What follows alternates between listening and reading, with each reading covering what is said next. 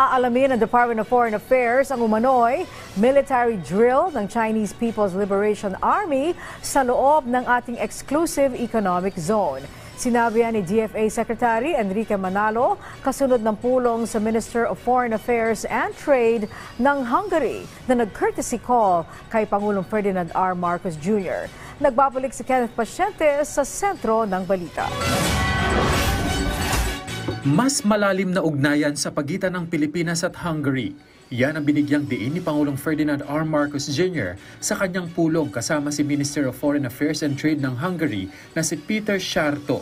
Mainit na sinalubong ng punong ehekutibo ang Hungarian official kahapon sa Malacanang.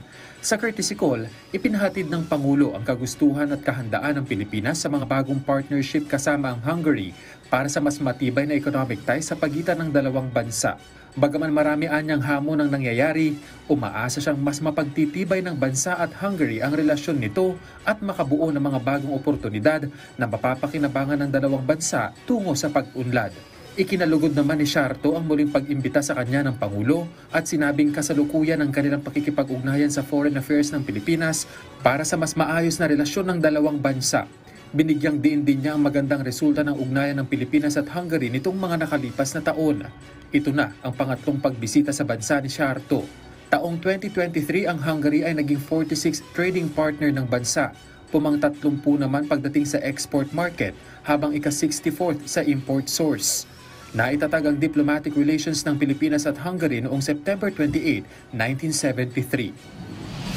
Sa pulong naman ni Szarto kasama si Foreign Affairs Secretary Enrique Manalo, napag-usapan ng dalawang opisyal ang sitwasyon sa South China Sea, kung saan nabigyang diin ang pagsunod sa rules-based order at international law. Well, it's important kasi Hungary is a member of the EU and they have indicated that they support our efforts at resolving any disputes or differences through international law and through the respect of rules-based order. That's the only way that you can resolve things peacefully and through diplomacy, by recognizing our rights. Pag-aaralan naman daw ng DFA ang naipaulat na umano'y military drill ng Chinese People's Liberation Army o PLA Navy sa loob ng Philippines Exclusive Economic Zone. Well, as we've always said, we want to manage it peacefully and that, if there are any incidents which raise tensions, that's certainly something that we would like to avoid. So we say it's really important to see how we can manage that and to avoid actions that would tend to raise tensions.